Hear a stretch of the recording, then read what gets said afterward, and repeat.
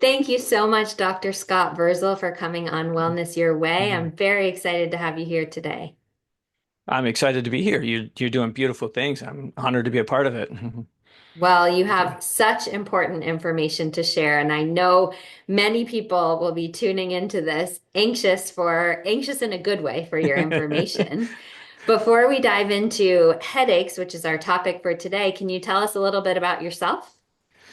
Well, thank you. Like most people, I got into it for because of my own demise, right? And headaches that I was having as a mid-teen, and I was natural bodybuilder, and I'd get these pounding, throbbing headaches every time I did bench press at one point, and like most, my loving parents, yeah, and took me to the doctor, and he said, "Well, you might have an aneurysm. Don't work out," and did the whole panic scare, and so don't work out. So I didn't work out for the 2 weeks awaiting the CAT scan ultimately. Mm.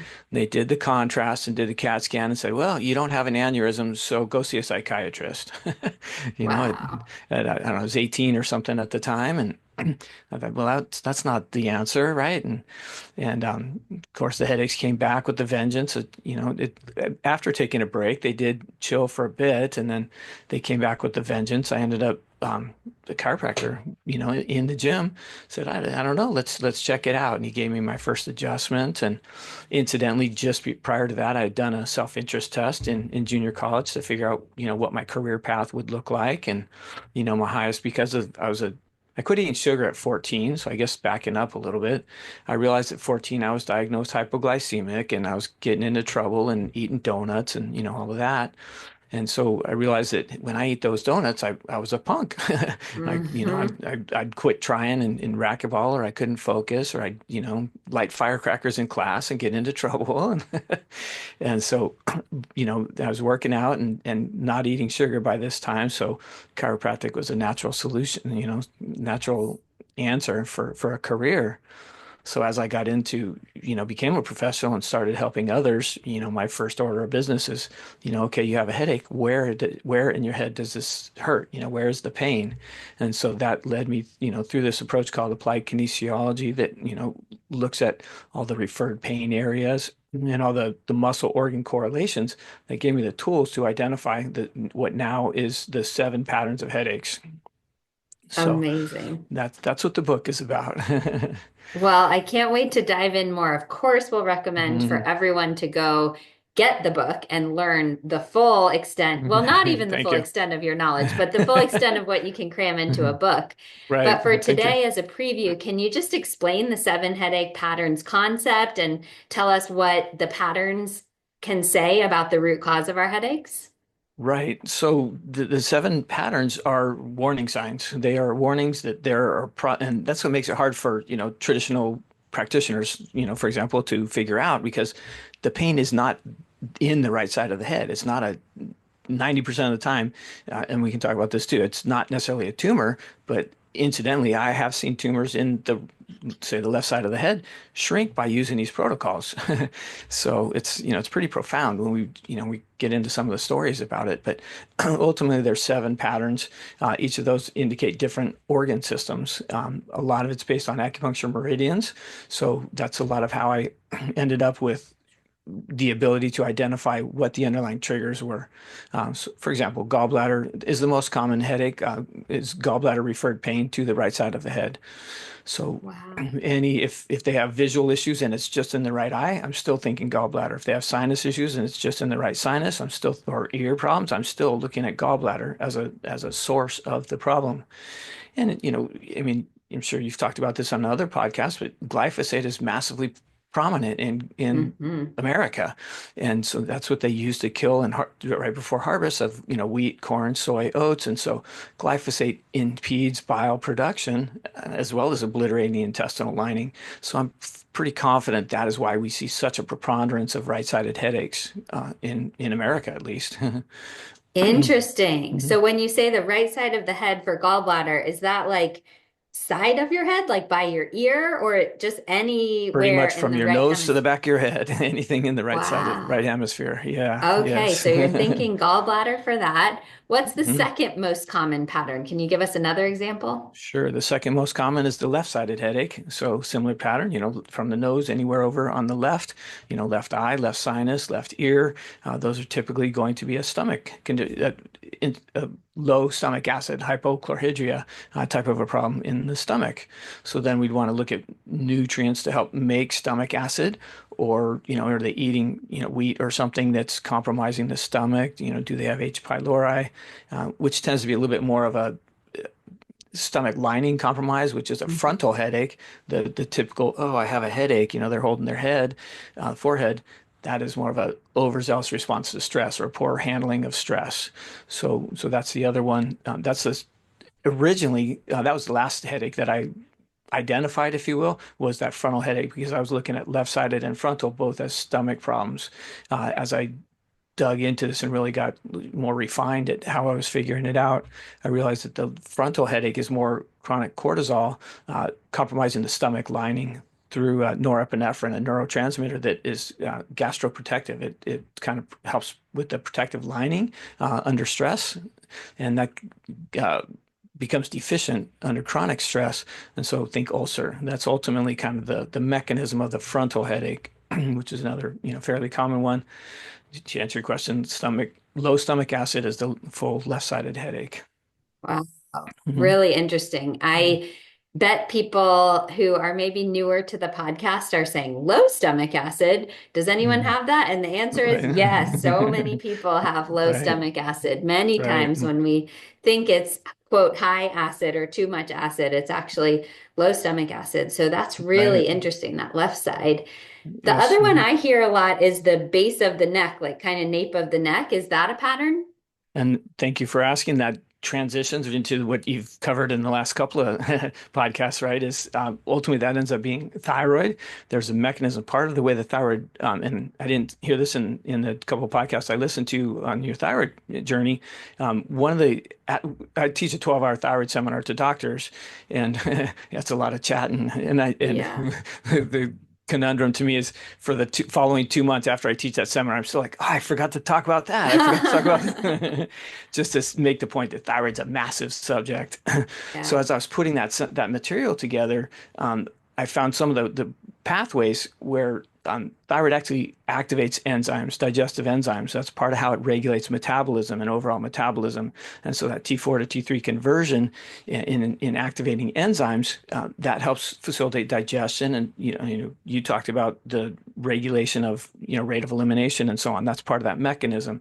So structurally, when the enzyme production is low, then the neck extensors, the muscles in the back of the neck, become conditionally inhibited or weak. So, people might blame it on the car accident that they got rear-ended, 20 years ago or that sort of thing. The muscles in the back of the neck get weak, and then the scalene that supports the front of the neck. So that straight cervical spine, that the chiropractor might talk about, or that, reverse cervical curve that, somebody might see on x-rays, often that could actually be a thyroid problem that sets up ultimately that tension headache, what's now referred to as a tension headache, and that's the pain in the back of the head. So that typically refers to a low thyroid function, hypothyroid. Really interesting. Mhm. So, is there such a thing as a headache that's just caused by the car accident or poor posture or something like that? Or do they all have these deeper root causes? They all have these deeper root causes. Yes. I mean, I see it every day that, I use that example because I hear it all day, all day long, right? In the consultation, I was rear-ended 20 years ago and I've been seeing a chiropractor ever since, and I've done this, and not that chiropractic is bad by any stretch. I am one, Right. but we want to look at why, and so, yeah, maybe there's emotional things, emotional relations to, what happened there and how that affected the thyroid or the stomach or, these things. But there's always a mechanism or chronic food that they've been eating that didn't serve them well, that creates the weakness in the neck extensors or the scalenes. Wheat's another big common trigger for that because of the autoimmune attack that launches. Um, we can lean into that if you want, but I think you've covered that to some degree in some of your previous podcasts. So, I'd love to hear your perspective. I think it's one that people need to hear. Yeah, they can't hear it too much, huh? Yeah, Repetition is the mother of skill. that's right. So, yeah, I mean, we've talked about glyphosate. They use the pesticide Roundup to kill the crops so that they can harvest them at the same time. That's a money thing, right? Trace the money trails. But then, incidentally, if we get stressed out or we're minerally deficient, organic vegetables are our best source of minerals. Those are kind of the glue, the binding to keep the intestinal lining intact. And so, if that intestinal lining becomes compromised, it's only a single cell layer between the poop and the bloodstream, right? Yeah, So if that's compromised under stress or lack of minerals to help hold that intestinal lining together, then it's what is typically referred to as leaky gut. I like the term gut permeability better yeah, because say leaky gut, people think of skid marks in their underwear. yeah. Sorry, group, but you know, so it's more of a increased gut permeability problem. Yes. And so when those too large of proteins, those undigested proteins get through the intestinal lining, then that triggers the immune system. And if those proteins are similar, say if it's whole wheat, that protein structure, that amino acid structure is identical to the thyroid. So the immune system says, "Uh-oh, we need to address this protein that shouldn't be in the bloodstream," and then it launches an autoimmune attack against the thyroid. That's been exaggerated since the whole COVID thing because COVID was a retrovirus that launches an autoimmune attack against whatever a person's weakest link was. I mean, that's the Yes. other, 12-hour seminar I've been teaching the last 6 years, 5 years is about autoimmune conditions because they were already rampant and COVID just exponentially increased all of that problem. Thyroid is one of those, maybe it's a kidney problem, maybe it's a heart problem. Whatever the weak link was when they got exposed or had the COVID problem, yeah, whether it's the vax or the virus, that's going to make that problem worse. So we need to rebuild that gland or organ. Thank you for saying that. I can't tell you how many people come into me and say, I hope you don't think I'm crazy, but I think COVID Hmm. made this worse. I'm like, no, I don't think you're crazy at all. This Right, is something that thankfully we're just starting to recognize. I say thankfully because we're going to get better at helping people through it. right, right. Mhm. So tell me more about your experience with that. Do you see autoimmune conditions, headaches, all of this stuff increasing post-COVID?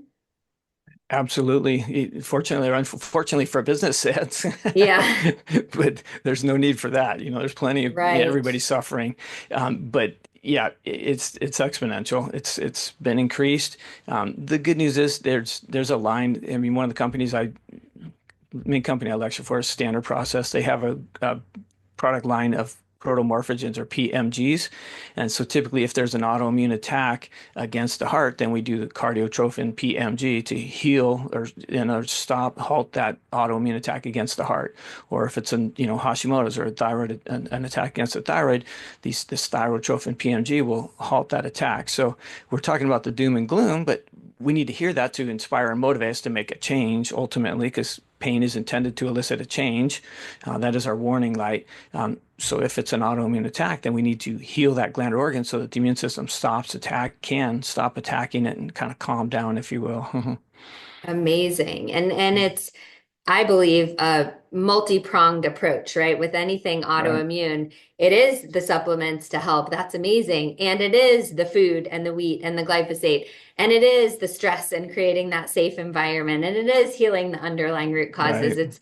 It can feel like a lot to people, but having someone like you and even like your book to walk through getting to the root of some of this is so helpful.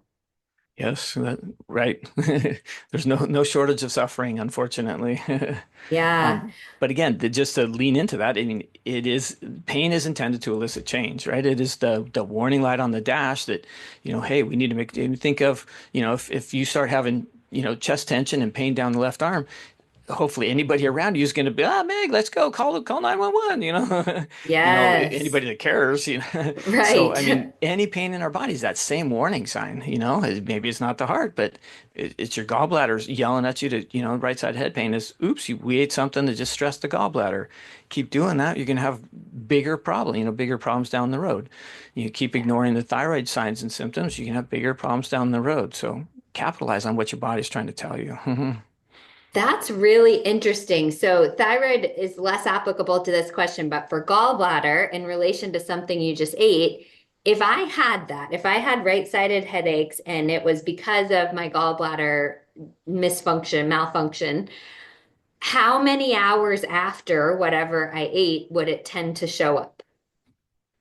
So there's nerve receptors or taste receptors in the tongue, RNA receptors that immediately tell the brain what's coming. So it can be fairly fast. And typically especially with blood sugar problems, I'm saying when you feel sleepy after you eat, you feel a craving for dessert, something in that just tripped up your caused an insulin dump and starved your brain out. So it can be as fast as, I mean, there's some protein bars, sometimes that if I eat them, by the time I'm done with the bar, my neck is spazzing out. The mechanism in there that means a carbohydrate in that bar didn't or that food didn't metabolize properly. That fed yeast and caused the conditional weakness of those neck extensors. Ultimately, because it opens a valve in the intestine, either the ileocecal valve or the valve of Houston, and that's the mechanism that causes the neck extensors on that side to turn off. So it can be as fast as oops, I just, I'm not even done yet and I'm feeling a problem. Yeah, if we're waiting for it to get to the intestine, transit time is 20 hours plus or minus 4. Do the corn test, Yeah. see how long it takes, But I mean, so it could be if it's a large intestine thing, it might not be till, 15 hours later by the time it's in the colon to really know. That's unusual. Usually it's pretty prompt within a couple hours. Really interesting. And that helps people as they're going down their own journey of identification. So, Right. one thing that I hear a lot that I'm sure kind of grinds your gears is, oh no, this is just me. I'm just the kind of person that has headaches. It's going to be here forever. And I am certainly not a headache expert like you, but I know in my gut that it doesn't have to be forever. So, can you Right. give people your opinion and some reassurance on that? Right. I mean, I lean into the count the cost, right? So it's a warning sign. I get it. Most practitioners and labs and things don't have. There's no headache panel, unfortunately, Yeah, yet. Let's keep working on it. maybe. Um, Yeah. right. And that's actually part of my platform is through this. Hopefully, we can get some research that really confirms. Let's do HIDA scans on people that have, for example, that have right-sided headaches. Let's confirm that sort of thing. Unfortunately, that's not in the literature for the most part yet. Most people are not talking about headaches from the location. They're saying, pounding headache, oh, or you lose work, so it's a migraine. You know, the location is everything. I mean, my first title for the book was Headache, Location, Location, Location. But all the people that helped me with it, it's like that's a select audience that's going to understand that term. So, but it's all about location. So got sidetracked, got all fired up. So count the costs, so that is their body warning them to, hey, make a change. So like we get into blood type stuff, but the blood type diet in the A blood type will have problems with beef. It will cause intestinal spasms. So that could set them. We didn't talk about yet the whole head headache or headband type of a headache. That's a large intestine issue. So it might be the person they go out to celebrate their anniversary and have a nice steak dinner. If they're an A blood type, they're going to have intestinal spasms. They're going to get set up for mono. These are symptoms that are going to pretty much guaranteed to happen. So that will manifest as low back pain in that quadratus lumborum muscle, the muscle that attaches from the pelvis to the bottom of the rib cage. Most low back pain is in that area. Think flank pain. Most of that is an intestinal problem. For the A blood type, beef or dairy or massive triggers. For the O blood type, they actually need beef. It causes their immune system to function in an optimal way. So those are triggers that can happen. And so when I get but I need my beef. That those types of questions. I'm like, the kind of the question like you asked is, how often can I eat it? I'm like, whenever you want to feel like doo-doo, ultimately is what it comes down to. Yeah. Do you want to feel like you have mono all day tomorrow? Then have your steak tonight. That's ultimately and so hopefully when they can understand, when a person understands, what that pain means, what that's doing to their body, then the sugar or the steak or the ice cream or these things look a lot less attractive. I'm addicted to wellness. I I want to feel good. My friend said, "Don't you cheat on vacation?" I'm like, "No, I like to feel good on vacation too." Right? Absolutely. Yes. I find that so motivating as well. I want to go back to the headband headache because that's one I am not familiar with. Is Okay. that like if you had a sweatband around, it's like a Right. ring? Yes, yeah. Oh, So that's the interesting. hardest one for people to describe because it's Okay. basically the whole head, and typically when they struggle to yeah, it's the whole head. That's typically means it's an intestinal pain. It's a little more Wow. obvious when it's always on the left, or always in the Yeah. back. So yeah, Okay. whole head headache, and that's probably a whole nother episode. But all the probiotics, the good bacteria help the intestine function. There's so many offenders in the modern American diet that corrupt intestinal function. The other physical problems, arthritis, is that gut permeability problem we talked Mm-hmm. about. The thumb, there's an acupuncture point, large intestine 4, very common acupuncture point on the thumb web that's going to get tender. So if you have thumb pain, that's another sign that the colon is being compromised. So that's, ooh, I had that last night. The spouse of a patient that was there is like, what's going on with my thumb? What'd you eat? Right. And so Interesting. yeah, You're making me think. I don't have any thumb pain, but one of my thumb joints just clicks a little bit on occasion. I wonder if it could be related. right. So yeah, Hmm. and so that's your colon trying to get your attention. Interesting. Mm. So it's not just colon as it relates to blood type digestion of food. It might be candida overgrowth. It might be dysbiosis. It might be someone had a course of antibiotics and then their good bacteria is wiped out. It's anything colon related can cause this band headache. True, correct. Yeah, it can be Okay. deficient of the good. They're not feeding the good bacteria. I Right. mean, that's why I said this could be a whole nother. I was going to say episode, but series because that's Yes, that's series. super hot in the literature right now. Is I mean, my one of my favorite ones right now is the Lactobacillus reuteri. L. reuteri is a Mm-hmm. gut bacteria that is a precursor to oxytocin, right? The neurotransmitter of love and bonding. Mm-hmm. So that's the brain chemical that goes up when a mom's nursing her child to bond and connect with the child, and that L. reuteri gets obliterated with antibiotics. So if anybody's done a course, I mean, the doctor that talks about this and has written several books says, some absurd numbers like 70% of the population doesn't have this L. reuteri, probiotic. And so we do things that compromise that, then we're gonna, I always call it the Woodstock neurotransmitter, right? We're gonna lose that loving feeling. Yes. And so That's so that's just one interesting. example.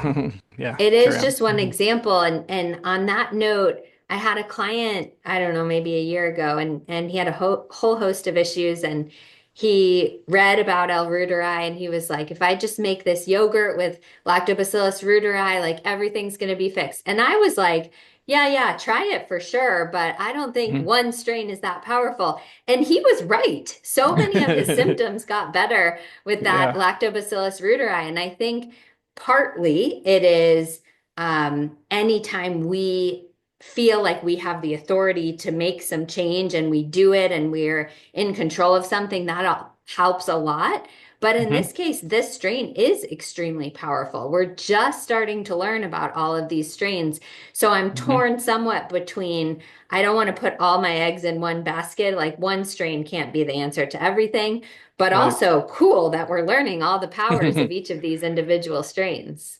Yes, and I mean, before I got exposed to the Lactobacillus reuteri scenario, um, I've seen a couple of studies of the Lactobacillus organisms as a whole generate the B12 for us, and Mm-hmm. B12 upregulates, it drives the methylation pathway. So if Yes. when methylation activates the tumor suppressor gene. So I mean, there's that like, Mm. oh, this we're talking big now. If we're we're just deficient in this lactobacillus, we undermethylate, we're not killing cancer cells.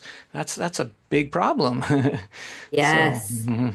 Absolutely. I know we're straying a little bit, and this for sure could be a series, but I'm curious because so many of these things have to do with digestion, with the gallbladder, the large intestine, small intestine, stomach, all of this.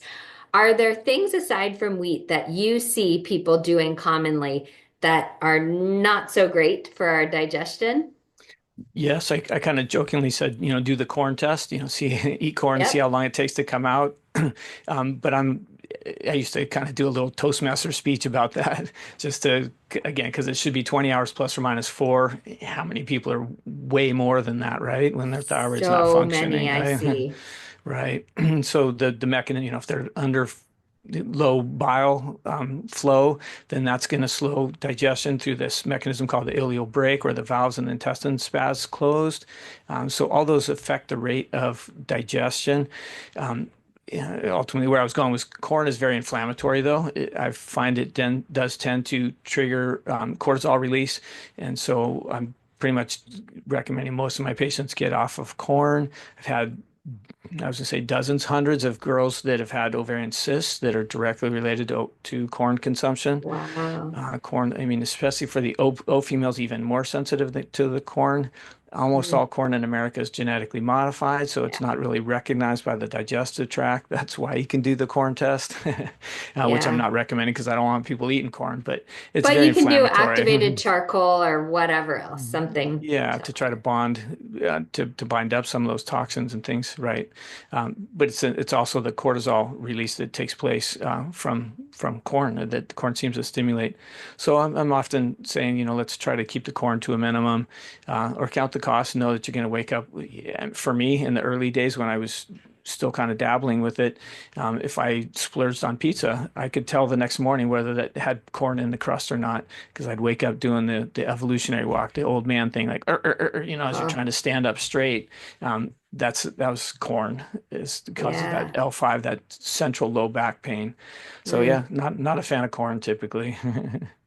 How much of the corn and wheat do you think is what we're doing to it, which is the genetic modification, the glyphosate, all of that, versus the actual, like, is ancient wheat better than, well, that's a silly question. Yes, it's better. Is that good enough, or is that not good enough for most people?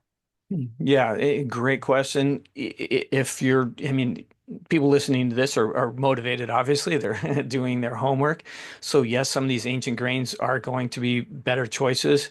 My wife makes some homemade spelt bread with the sourdough starter and that sort of stuff. That seems to work fairly well for me. That is something that I will consume. Spelt I'm a B blood type, so spelt is a grain that actually works fairly well for my immune system if it's clean. So yeah, there are grains that will work.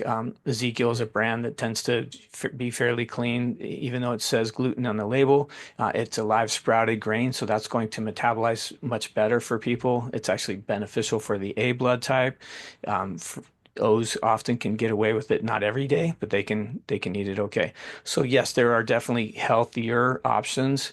And unfortunately, in America, most of our stuff is adulterated. So for those listening here that are more motivated, yeah, do your homework, and there are certainly better options.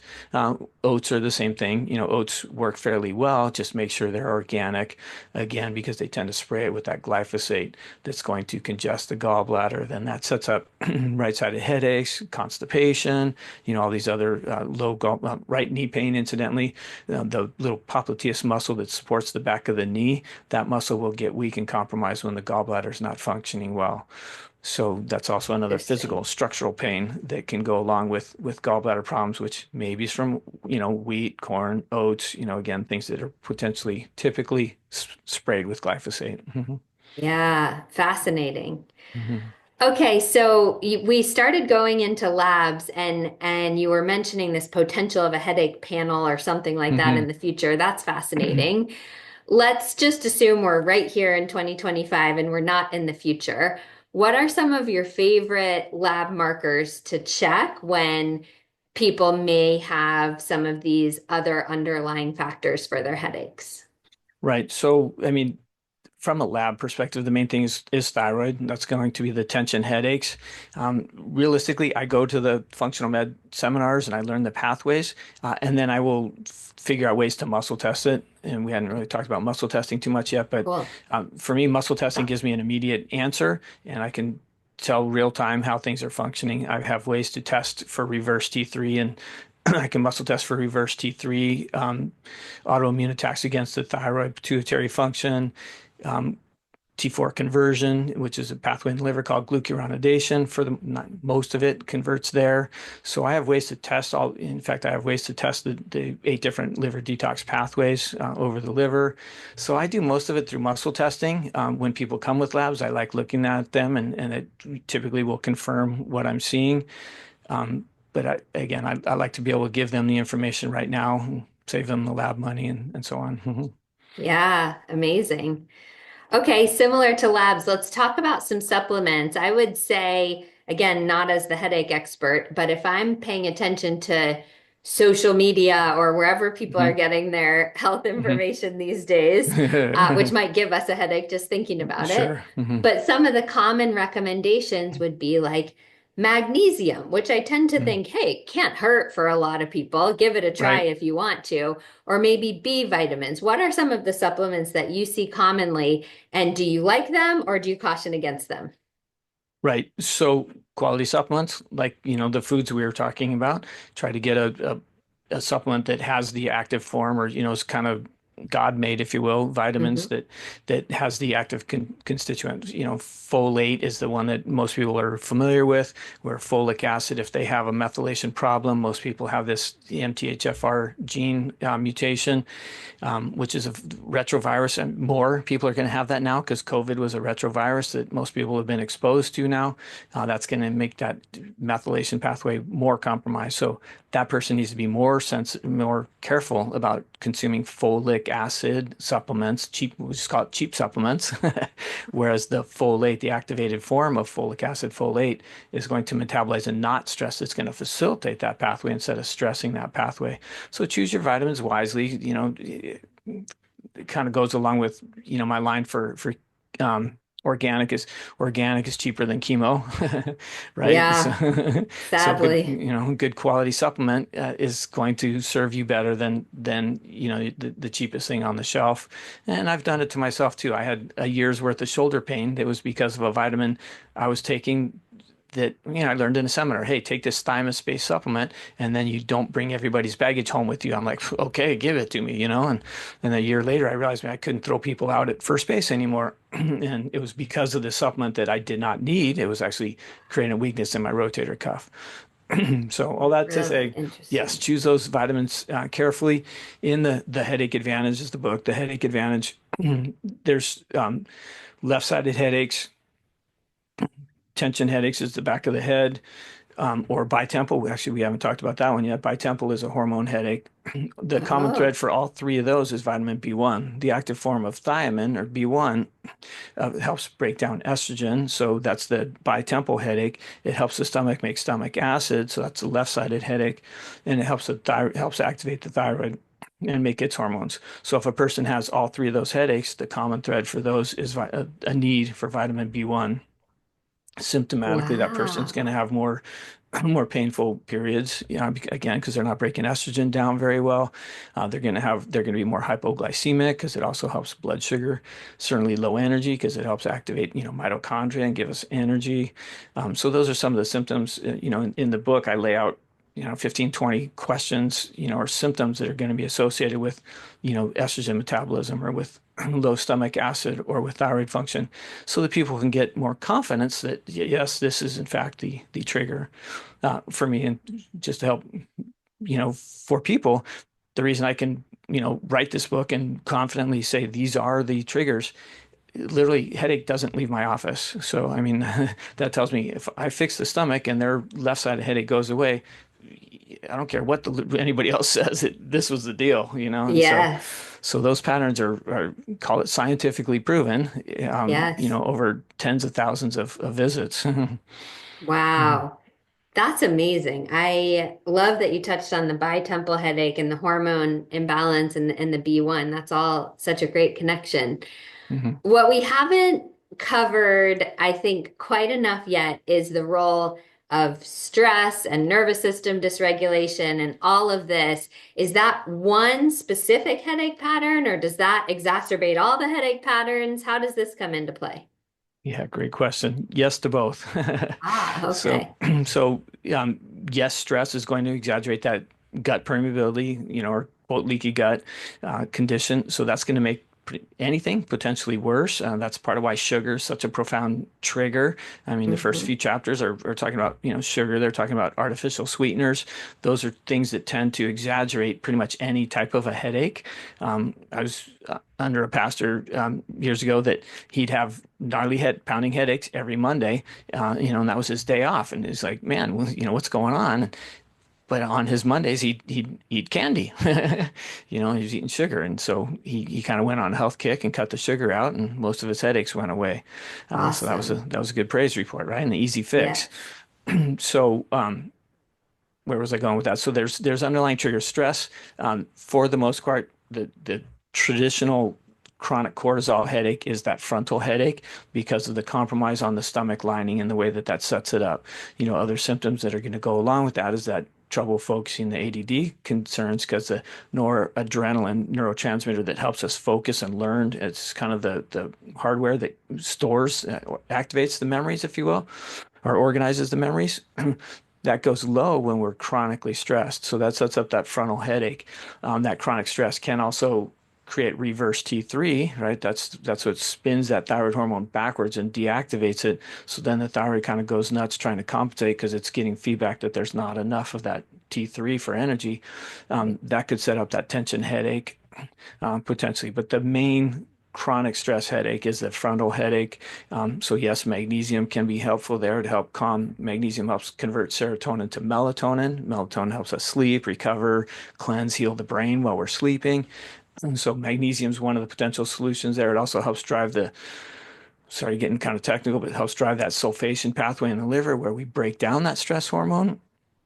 If that pathway is compromised, there's some types of viruses and parasites that can inhibit that sulfation pathway. So then that's the person who gets OCD gets stuck in a rut because they're Yep. not breaking down that stress hormone. That's typically a sulfation pathway. Then they can't think chondroitin sulfate, glucosamine sulfate to make new healthy tissue. So if that's compromised, that's that sulfation pathway. We want to facilitate that. My favorite herb for that chronic stress cycle is ashwagandha. Yeah. That's all over the press these days. And half my patients come in, I heard on this podcast that Yeah. ashwagandha was the answer, right? It is a great herb to help kind of mitigate or blunt, if you will, that overzealous stress response. Yeah. With that kind of stuff, I mean, personally, I've taken ashwagandha on and off, I would say for, I don't know, maybe 10 years here and there. When something like that gets trendy, I'm like, okay, let's go with the trend. It's fine. Because there are enough trends out there that I roll my eyes at. I'm just grateful if it's something like magnesium or ashwagandha that's trending, I'm fine with it. Right, right, right. Yeah. I grew up the son of a skeptic, and in the bodybuilding arena. So, every week the magazines are the next best thing to steroids, and my typical Yeah. protocol a year later, if they're still talking about it, okay, I'll look at it, but Yeah. you That's know. right. So on the note of stress, I think the recipe is so individual for every person. So I always hmm like to ask guests, what are some of your ingredients for your personal stress management? Or if you would rather share, what are some of the things that you would recommend, not knowing anything about a person if they're looking to manage their stress a little better? Yeah, great question. Take a Sabbath day, right? I mean, I'm in Southern California. We're a bunch of overgetters and go-getters and that sort of thing. And I'm at least as guilty as everybody else. I really, I almost feel stressed out to take a break. Yeah. It's like there's lives that need to change. There's something I can learn right now. Yep. It's hard to chill out. So I have to work at it. For me, exercise, bike riding is my favorite de-stressor. I listen to books, I listen to podcasts while I'm on my bike, and tomorrow's Saturday, I'll be on my bike for probably 4 or 5 hours. So Wow. I can get a book or two done that way, and some fellowship with some of the guys that I ride with. I can get through a couple of books a week by listening to them during my rides, and so that way I can multitask. Yes. My favorite story on this is one of the books I listened to was The Relentless Elimination of Hurry. So I listened to that book while I was riding on double speed. Wow. That's I funny. guess it didn't quite get in, but I mean, hopefully some of it sunk in. Maybe yeah. next time you rode your bike with single speed or at least one and a half. Right. So yes, exercise is the fountain of youth, right? It secretes growth hormone so we can rebuild. It helps us collect our thoughts. It raises dopamine, which is a happy hormone. So exercise is the fountain of youth. That's a big de-stressor. But that too, we need to modulate. I race, so I'm all about trying to get the intensity in, and it's about getting as much intensity without jumping off the cliff and, crashing and burning. So that's balance, that's modulation in life. I work too hard, so I try to, balance it and obviously spend time with beautiful family and de-stress that way. Take supplements, and yeah, I mean, people typically, well, what do you take, right? And it changes to some degree. You talked about using ashwagandha. Ashwagandha is for that high stress period. If I'm overzealous and I've got a bunch of podcasts and work and family and things, going on. Like my last few weekends have been saturated, so I'm not getting the downtime that, that I typically need. Then I might be doing ashwagandha at that time. Then phase three stress is the adrenals crash and burn. Then typically we're going to need an adrenal glandular, so even I don't know how many of your gals are, fertility or pregnant. Typically I'm recommending an adrenal glandular during that time to help keep morning sickness down and that sort of stuff. So it depends on what's going on in life, right? So one season might be an ashwagandha season, next season might be, or a week later, or a day later, it might be, adrenal desiccated, a glandular kind of a season. So, I mean, I take minerals all the time because they're not in our foods as a regular supplement. B vitamins, I'm not typically a fan of multi B vitamins just because I see them to kind of stress the heart or create some anxiety in people. I use B vitamins all the time though. Half of them are vasorelaxer, calming B vitamins. The other half are stimulating. B1's more of a stimulating vasotonification for varicose veins, things like that. Whereas riboflavin, we talked about gut biota a little bit in dysbiosis. Yeast tends to use up riboflavin, so that's going to create a B2 deficiency. That's a calming B vitamin that will relax the vessels. So all that stuff comes into play. If again, I quit eating sugar at 14 years old. If I ate something that had the potential to feed yeast, I would take an anti-yeast supplement. Uh, it's meal by meal, minute by minute, what's going on in my life for me.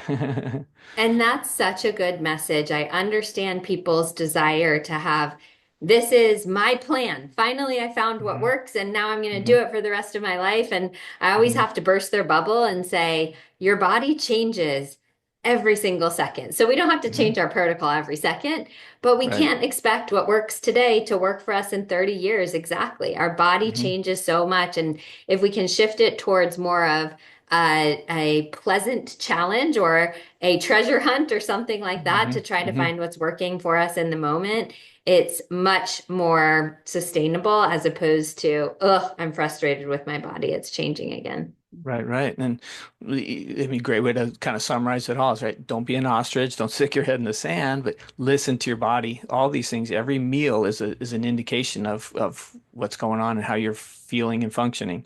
How I wake up, how spry I am when I get out of the bed in the morning, tells me my cortisol and my testosterone levels, right? Yes. So that's going to direct what I do or what I take for the day.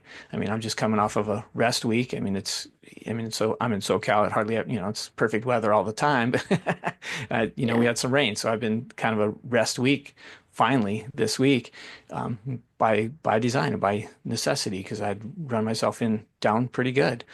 Yeah. So listen to what your body's saying. Every pain is an indication of something that is Hmm. dysfunctioning. Hmm. Oh my goodness, that's such a great Hmm. closing message. And you have so much more wisdom to share. The book is a very good first step for people. So I'm going to recommend everyone listening who has had a Hmm. headache, which is, I'm confident, everyone, go check out the book, which we'll include in the show notes. But can you please tell us anything that you want to close with on how to find your book, how to find you, anything like that? Great. Thanks, Doc. Last name is Vrzal, V as in Victor, Rzal. You can find me on most of your social media channels. As an overworker, I've been a little less prominent on social media the last few weeks, but there's plenty of available on YouTube, Instagram, and Facebook, and so on. The book is The Headache Advantage. The website is headacheadvantage.com. There's some of the flow charts from the book are on that website where they can kind of help figure out, based on symptoms X, Y, and Z, then take, magnesium or symptoms A, B, and C, take choline, that kind of stuff. Try to simplify it. I'm also working on supplements that eventually will, like I say, hey, right side of headache, take this Gallbladder Advantage product. So that one is Cool. available. I'm working on, a stress related one and, for each of the 7 patterns. So incidentally, pituitary is the one headache pattern we didn't talk about. That's right. We're trying to close and I'm throwing more in there, but that's the way I roll. You have so much to share. So, so pituitary is the one headache we didn't talk about. So each of those are indications of, things that's your body trying to get your attention to make a change. Listen ultimately to what it's telling you so that, and then if you need to find Dr. Vrzal, on your social media, on the website. You and I are here to help people, right? That's right. And you're doing such a great job. We'll include the link to the book, the website, the social media, all of that in the show notes. So please, everyone, go check out Dr. Vrzal and learn more from him. We really appreciate all that you're doing. And thank you for sharing some of your time and wisdom today. No, thanks, Doc. I appreciate the opportunity. Mhm.